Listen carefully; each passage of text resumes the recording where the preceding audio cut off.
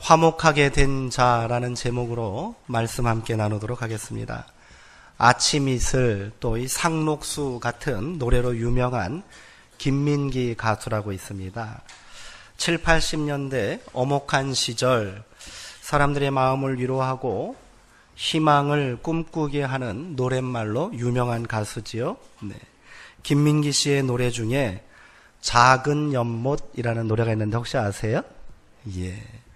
노랫말을 한번 음미해 보시기 바랍니다. 한번 화면 한번 띄워 주실래요?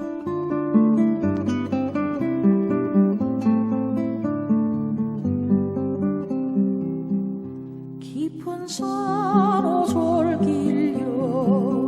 자그마한 연못엔 지금은 더러운 돌만 보이고 아무것도 살지 않지만 먼 옛날 이 연못엔 예쁜 붕어 두 마리 살고 있었다고 전해지지요. 깊은 산 작은 연못.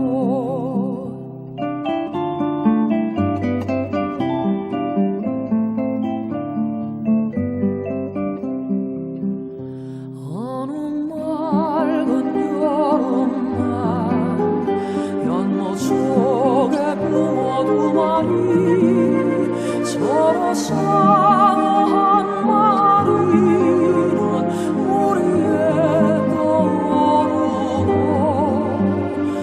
여린 살이 썩어들어가 물도 따라 썩어들어가 연못 속에서 아무것도 살 수 없게 되었죠. 깊은 산 호솔길여 자그마한 연못엔 지금은 더러운 물만 보이고 아무것도 살지 않죠.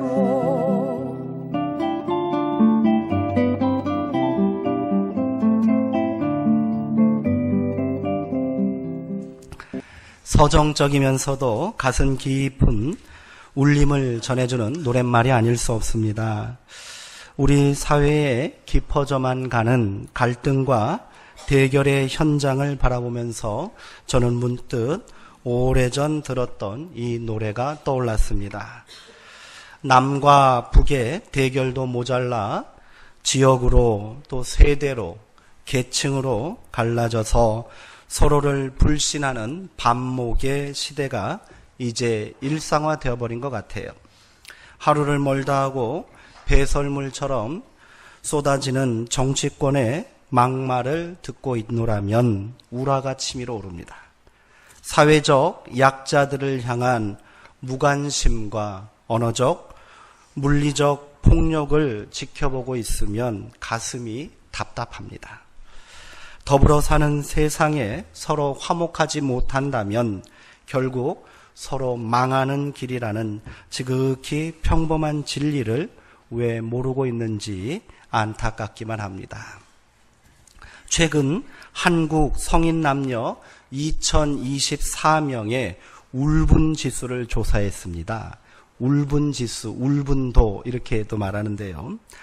한국의 이 울분지수가 독일보다 무려 6배 이상 높았다고 이렇게 보고되었습니다. 울분이라는 게 뭔지 아시죠? 울분은 불만과 분노가 해소되지 않고 억울하고 분한 마음이 가슴 속에 쌓여 있는 상태를 말합니다. 울분 지수가 높으면 어떻게 될까요? 불면증, 불안 증세, 또 우울 증세, 우울증을 겪게 되고 심한 경우 자살로까지 이어지는 거예요. 또한 타인을 향해서는 어떠합니까? 적대감, 혐오, 그리고 극단적인 폭력으로 발전합니다. 어떻습니까? 이 진단이 제대로 아니에요? 오늘 우리 사회의 모습이 이러하지 않습니까? 오늘 우리가 저마다 겪고 있는 심리적 불안 상태입니다. 그 정도가 서로 차이가 날 뿐입니다. 오랜 세월 울분을 한으로 여기며 참고 살았던 시대는 지나갔습니다. 곳곳에서 문제가 발생하고 있습니다.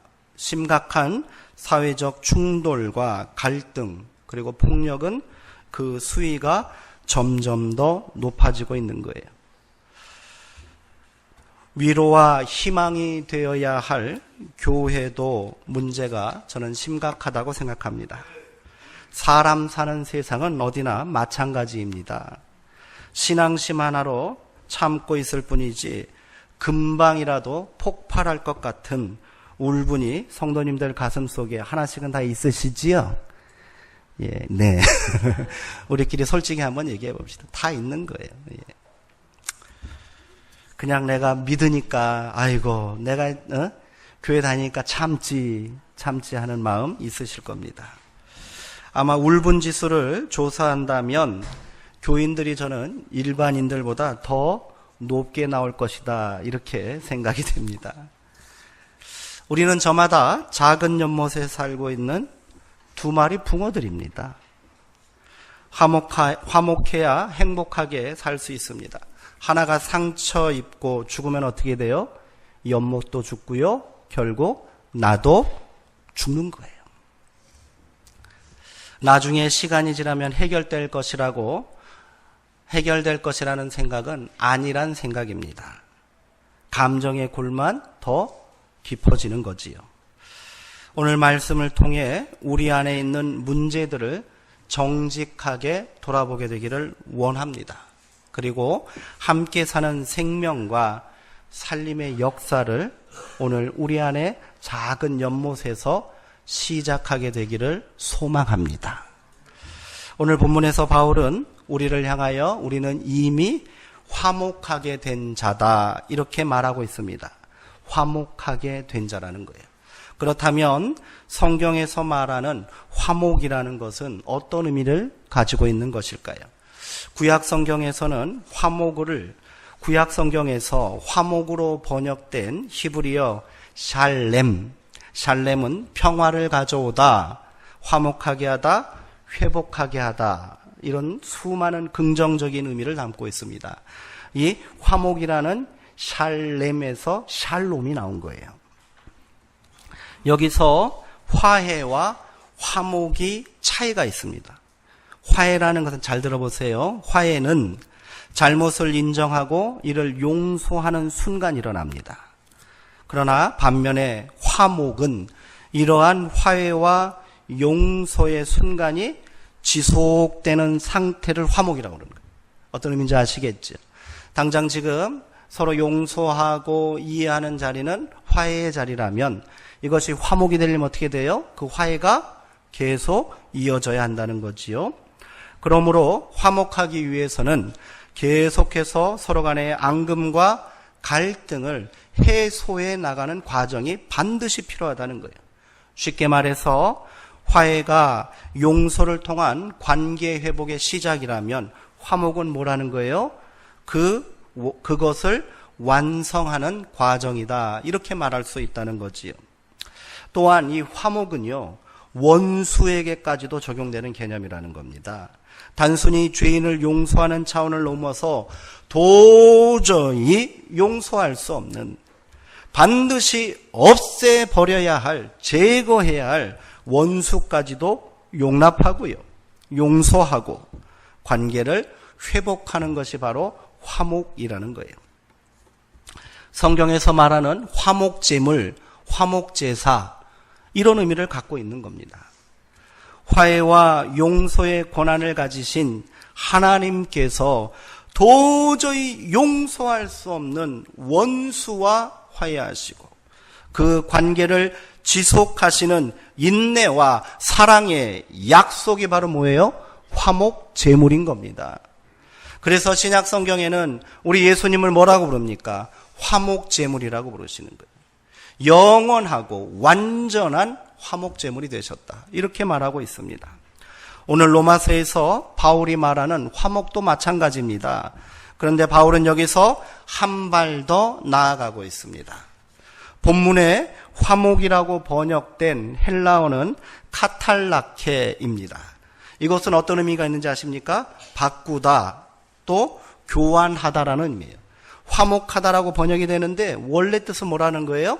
바꾸고 교환한다는 의미입니다. 이것은 어떤 의미일까요? 서로가 요구하는 바를 교환하고 바꿈으로 관계를 개선하고 유지한다는 의미입니다. 상대방에 대해서 서로가 바라는 정도가 다르고 서로 차이가 난다면 카탈라케 화목은 이루어질 수 없다는 거예요. 쉽게 말해서 내가 100원을 줬으면 저 사람도 나에게 얼마를 줘야 돼요? 100원 줘야 되는 거예요. 저 사람이 목숨을 내놓았으면 나도 어떻게 돼요? 목숨을 내놔야지 화목이라는 거예요. 바울은 놀랍게도 우리가 이 거래를 마치고 하나님과 화목하게 되었다라고 말하고 있습니다. 이를 위해 하나님께서는 어찌하셨습니까? 아들이신 예수 그리스도의 목숨을 내놓으셨습니다. 그렇다면 우리도 이 카탈라케 화목의 개념으로 하면 우리도 뭘 내놔야 돼요? 목숨을 내놔야 되는 거예요. 이게 화목이라는 겁니다. 그런데 우리는 아무것도 하나님께 내어드린 게 없습니다. 그래서 바울은 이것을 뭐라고 합니까? 하나님께로부터 값없이 받은 은혜의 선물이다 이렇게 말하는 거예요. 달리 표현할 방법이 없는 거예요. 선물이라는 겁니다. 값없이 받았다는 거예요. 은혜라는 겁니다. 은혜가 아니고서는 이것을 어찌 설명할 수 있겠냐라고 말합니다. 또한 그 은혜의 무게가 너무도 크고 엄청납니다. 우리는 그것을 값없이 받았지만 우리 하나님께서는 어떻게 하십니까? 상상할 수도 없는 엄청난 대가를 지불하셨다는 거예요. 우리 은혜를 너무 쉽게 말합니다. 우리 은혜에 대해서 너무 무감각합니다. 하나님의 아들이신 예수 그리스도의 목숨값을 도대체 얼마로 매길 수 있단 말입니까? 예수님께서는 마태복음 18장에서 1만 달란트 빚진 자의 비유를 말씀하셨습니다. 우리 성도님들도 잘 알고 계실 거예요. 예수님은 그러므로 천국은 그 종들과 결산하려 하던 어떤 임금과 같으니 이렇게 말씀하시면서 비유를 시작하셨어요. 그때 이 어떤 임금은 1만 달란트를 빚진 자 하나를 데려와서 그를 끌고 오셨어요. 그리고 그에게 이것을 빨리 갚으라고 요구합니다. 그런데 여기서 1만 달란트는 도대체 얼마의 금액을 말하는 것일까요? 달란트는요, 금을 재는 무게입니다. 한 달란트는 그렇다면 금 몇 킬로그램에 해당할까요? 얼마 정도 되실 것 같으세요? 한 달란트. 우리 달란트 비율을 통해서 달란트 너무 흔하게 들었어요. 한 달란트, 두 달란트, 다섯 달란트. 한 달란트, 나도 한 달란트 받으면 농땡이 치겠다 이렇게 생각한단 말이에요. 두 달란트, 누군 두 달란트 주고 누군 다섯 달란트 주고 나는 한 달란트 준단 말이야. 이렇게 말한단 말이죠. 그렇다면 한 달란트는 얼마일 것 같으세요? 금 몇 킬로그램일 것 같으세요? 놀라지 마십시오. 무려 금 34kg에 해당합니다. 34kg이에요. 요즘 시세로 대충 계산해도요, 한 달란트는 얼마일 거예요? 20억이 넘어요, 20억이. 한 달란트가. 예? 당시 기준으로 노동자가 하루도 안 쉬고 20년간 일해야만 모을 수 있는 돈이 한 달란트랍니다. 그런데 한 달란트가 아니고 얼마예요? 얼마요? 1만 달란트라니까요. 상상할 수 없는 금액입니다. 예수님께서는 왜 이런 금액을 말씀하셨을까요? 계산하려 들지 말라는 거예요. 네가 아무리 노력해도 못 갚는 돈이라는 겁니다. 우리는 하나님 앞에 그런 존재라는 거예요. 그런데 이 임금님은 1만 달란트 빚진 종을 아무런 조건 없이 그 모든 빚을, 엄청난 빚을 탕감해 주었습니다. 예, 다음 달에 갚어 하고 연기해 준 게 아니라 뭐 했다고요? 탕감해 줬다니까요. 어떻게 해서든 갚겠노라고 애원하는 이 종을 단지 불쌍히 여기셨기 때문에 탕감해 줬대요. 그렇다면 이 엄청난 빚을 탕감받은 종은 어떻게 해야 하겠습니까? 임금님의 이 큰 은혜에 감사하며 할 수 있는 대로 모든 방법을 동원하여 이 은혜를 갚아나가는 삶을 살아야 하지 않겠습니까? 우리는 이처럼 하나님과 화목을 거래할 능력이 없는 존재입니다. 바울은 여기서 한 발 더 나아가 우리는 그런 기대를 할 자격도 없는 자라고 고발하고 있습니다. 우리에게 무슨 가능성이 있어서 눈 딱 감고 이해해 줄 만한 선한 모습이 있어서 하나님께서 우리와 화목을 이루신 것이 아니란 말입니다. 바울은 말합니다. 우리가 아직 죄인 되었을 때, 우리가 하나님과 원수 되었을 때 그리스도께서 우리를 위하여 죽으셨고 그 아들의 죽으심으로 말미암아 우리가 하나님과 화목하게 되었노라. 아멘. 바울은 이 은혜를 어찌 가벼이 여기고 함부로 말할 수 있느냐고 우리에게 지금 질문하고 있습니다. 우리가 받은 은혜, 우리가 고백하는 은혜는 바로 이거예요. 더 큰 은혜, 왜 하나님 나에게 은혜 내려주지 않으십니까? 기도하십니까? 잘못된 겁니다. 은혜 받았잖아요. 얼마나 더 크게 받으셔야 돼요. 하나님은 다 내어주셨는데. 이 은혜를 깨닫지 못한다면 우리는 절대로 믿음의 길, 구원의 길에 이룰 수 없습니다. 바울은 이 은혜가 우리가 누리는 최고의 기쁨이며 생명이며 즐거움이라고 고백하고 있습니다. 11절에서 이렇게 말하지 않습니까? 그뿐 아니라 이제 우리로 화목하게 하신 주 예수 그리스도로 말미암아 하나님 안에서 또한 즐거워하느니라. 아멘. 오늘 즐거우십니까? 예, 즐거우셔야 돼. 하나님께서 우리와 이루신 화목은 무한한 사랑의 용서와 감당할 수 없는 은혜의 사건입니다. 우리는 이 같은 은혜와 사랑을 받을 만한 자격이 없는 자들입니다. 하나님과 화목을 이루고 하나님 안에서 기쁨을 누리고 있는 지금도 마찬가지 아닙니까? 우리가 신앙생활 잘해서 예배에 참석하고 하나님의 자녀된 삶을 살고 있다 할지라도 우리는 여전히 이 같은 은혜를 받을 만한 자격이 되지 못합니다. 하나님의 오래 참으심과 변함없는 사랑이 없다면 우리는 여전히 하나님 앞에 진노의 대상이고 원수일 뿐입니다. 바울은 이 감당할 수 없는 은혜 앞에 스스로를 어떻게 고백했습니까? 나는 빚진 자다. 나는 빚진 자다. 이렇게 고백했던 거예요. 그런데 그 빚을 갚을 길이 없다는 거예요. 그리하여 이 은혜의 복음을 전파하기 위해 나는 목숨을 걸었노라 말하고 있는 것 아니겠습니까? 하나님 앞에서 이를 갚을 방법이 없기에 할 수만 있다면 내게 허락된 모든 사람들에게 이 은혜를 나누고 전파하겠노라고 결단한 겁니다. 그래서 바울은 이전에 원수처럼 여겼던 사람들 향하여 달려간 겁니다. 유대인들에게 이방인이요? 원수입니다. 그들은 지옥의 불쏘시개라고 말하던 자들이에요. 그들에게 달려갔어요. 그들이 자신에게 돌을 던지고 매질하면 몸을 내주었습니다. 목숨을 위협하는 자들에게는 목을 내놓았습니다. 그렇게 끝까지 그 영혼들을 포기하지 않고 그리스도의 사랑으로 용서하고 품으며 화목의 역사를 만들어 갔던 겁니다. 이게 바울입니다. 고린도 교회를 바울은 고린도 교회 성도들에게 우리가 다 그리스도의 향기다 이렇게 고백합니다. 우리는 뭐라고요? 그리스도의 향기라는 거예요.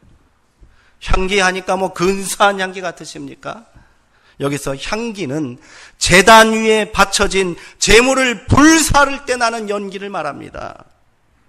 그리스도께서 제물이 되시어 우리를 하나님과 화목하게 하셨듯이 우리도 기꺼이 제물이 되어 이웃과 형제들을 하나님과 화목하게 해야 한다는 그런 말입니다. 우리가 다 바울처럼 살 수는 없겠지요. 그러나 저마다 각자의 믿음의 분량대로 삶의 자리에서 하나님께 받은 은혜를 갚는 화목의 역사를 이루기에 힘써야 될 줄 믿습니다. 은혜가 이렇게 큰데 가만히 있을 수 없잖아요. 1만 달란트의 빚을 탕감받고 감당할 수 없는 은혜를 입은 이 종은 어떻게 했을까요? 그는 집으로 돌아가는 길에 자기에게 고작 100데나리온 빚진 자를 만나서 그의 목을 잡고 비틀어 버렸습니다. 당장 빚을 갚으라고 악다곤을 쓰고 독촉했어요. 말미를 주시오, 조금만 기다려 주시오 하는 그 동료를 그는 끌고 가서 옥에 가두어 버렸습니다. 이 소식이 임금님에게 귀에 들어왔어요. 임금님은 불같이 화를 내시잖아요. 그놈을 당장 끌고 와라. 끌고 와서 그에게 이렇게 책망하셨습니다. 악한 종아, 내가 빌기에 내가 내 빚을 전부 탕감하여 주었거늘 내가 너를 불쌍히 여김같이 너도 내 동료를 불쌍히 여김이 마땅하지 아니하냐. 진노하셨습니다. 그리고 임금님은 그가 그 빚을 다 갚도록 옥에 가두라고 말씀하셨습니다. 이 빚을 갚을 수 있는 빚이에요? 이것은 절대로 갚을 수 없는 빚입니다. 이 빚을 갚으려면 그는 영원히 감옥에서 나올 수 없는 거예요. 영원한 심판과 죽음의 형벌을 의미하는 겁니다. 예수님의 이 비유는 용서에 관한 비유였습니다. 그 시작은 이러했습니다. 주님, 형제가 내게 죄를 범하면 몇 번 정도 용서해 주어야 합니까? 7번까지 용서하면 충분합니까? 누가 질문한 거예요? 베드로가 예수님에게 질문한 거예요. 예수님, 형제가 나한테 죄를 지면 몇 번 용서해 주면 되나요? 한 7번이면 충분하겠지요? 이런 얘기입니다. 베드로는 선심이라도 쓰듯 7번의 용서를 말했습니다. 이는 당시 유대교의 지도자들, 선생들이 죄 지은 사람이 있으면 서너 번 용서하고 그래도 돌이키지 않으면 이방인 취급하고 멀리하라라는 그 말씀의 교훈을 염두에 둔 거예요. 그들은 3-4번 얘기했는데 나는 7번 용서하겠다는 거예요.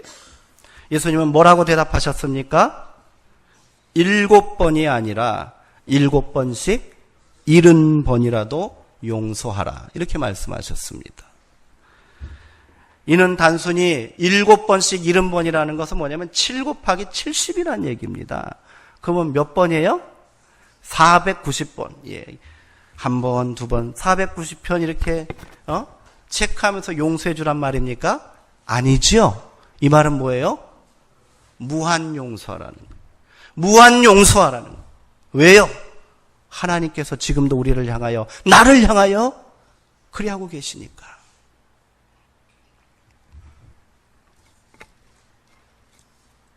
이 비유의 마지막 교훈은 이렇습니다. 너희가 각각 마음으로부터 형제를 용서하지 아니하면 나의 하늘 아버지께서도 너희에게 이와 같이 하시리라. 어떻게 하시겠다는 거예요? 용서하지 않으시겠다는 겁니다. 두려운 말씀입니다. 두려운 말씀이에요. 우리가 형제를 용서하고 화목하지 않는다면 우리가 은혜로 누리게 된 하나님과의 화목함은 어떻게 된다는 거예요? 깨어질 것이라는 경고의 말씀입니다.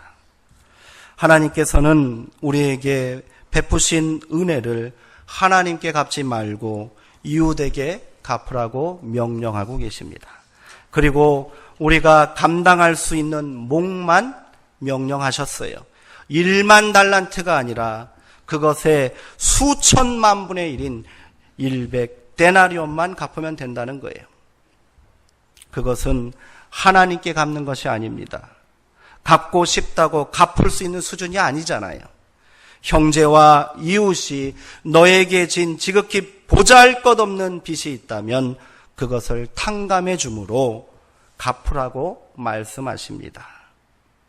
이 말씀은 나에게 죄를 짓고 심지어 원수까지 된 자들을 용서하고 그들과 화목함을 이루라는 명령이십니다.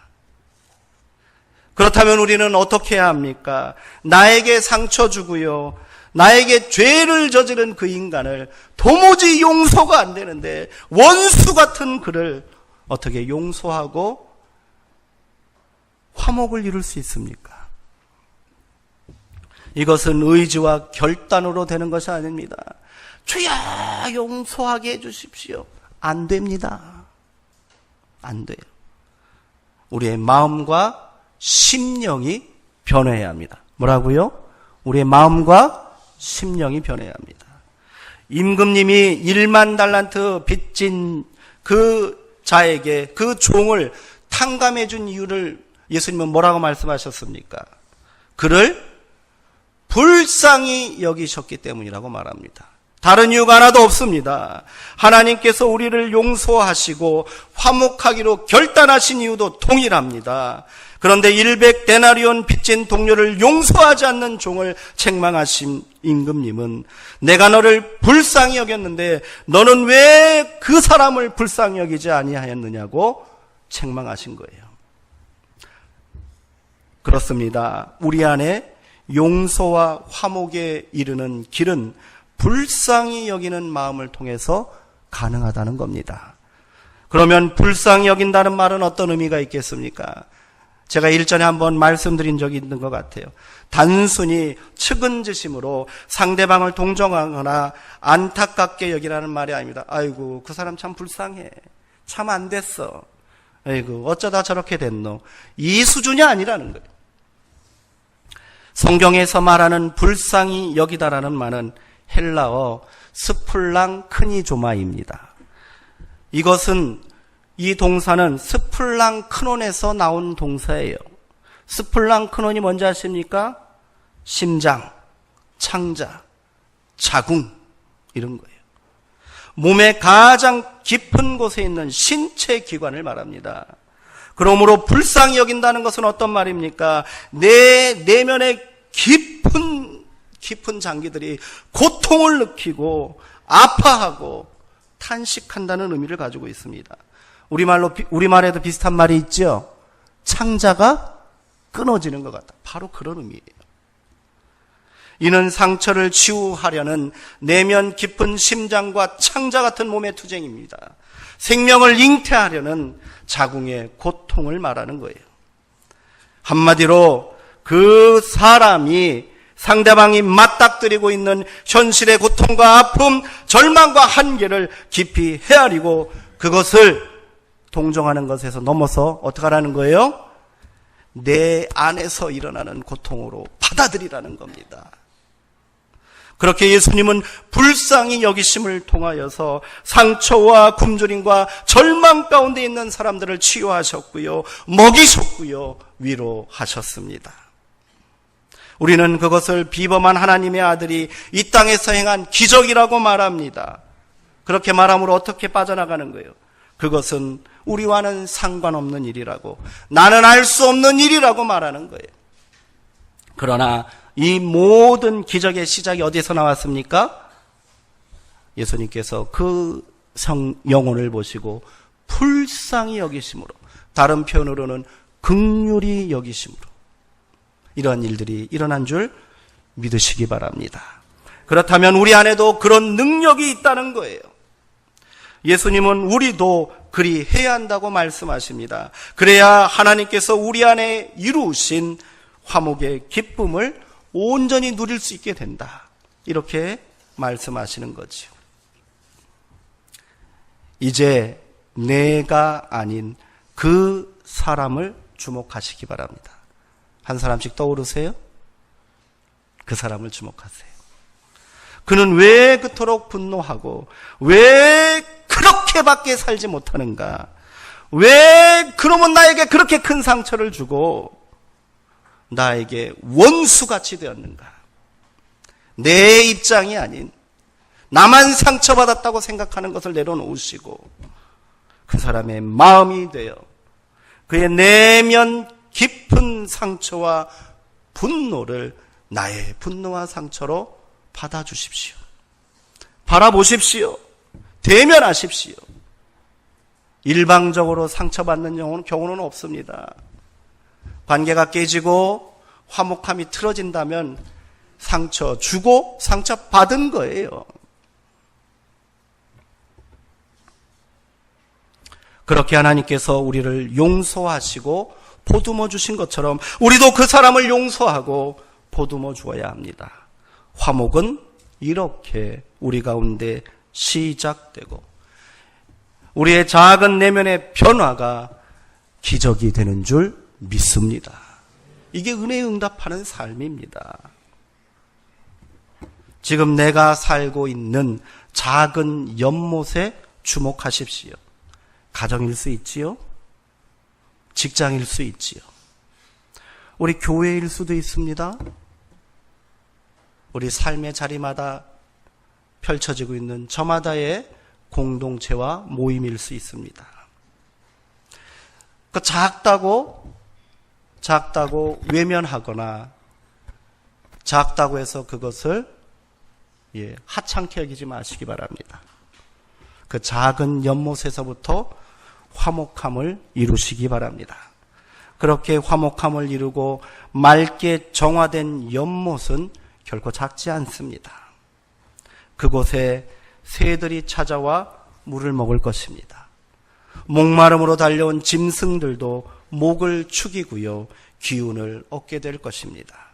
그 연못의 물은 내 안에 있는 불쌍히 여기는 마음에서부터 끌어올려내어져야 하는 줄 믿습니다. 그렇게 내 안에 작은 연못은 생명을 살리고 지친 영혼을 치유하며 소생시키는 희망의 공간이 되는 줄 믿습니다. 그것이 소망인 거예요. 그것이 이 땅의 소망인 겁니다. 그리스도인이, 성도가, 교회가 어떻게 세상의 소망이 될 수 있겠습니까? 그것은 우리가 그들을 향하여 불쌍히 여김으로 우리 안에 이루신 하나님의 화목의 역사를 우리 안을 넘어서 그들 가운데도 세워 나가는 것에서 시작되는 줄 믿습니다. 그렇게 우리는 이 땅의 작은 소망이 됩시다. 그렇게 우리는 이 땅에서 생명을 살리는 화목하는 자가 되어야 할 줄 믿습니다. 그것만이 우리가 이 땅을 살면서 우리로 화목하게 하신 하나님의 은혜에 온전히 보답할 수 있는 길인 줄 믿습니다. 기도하시겠습니다.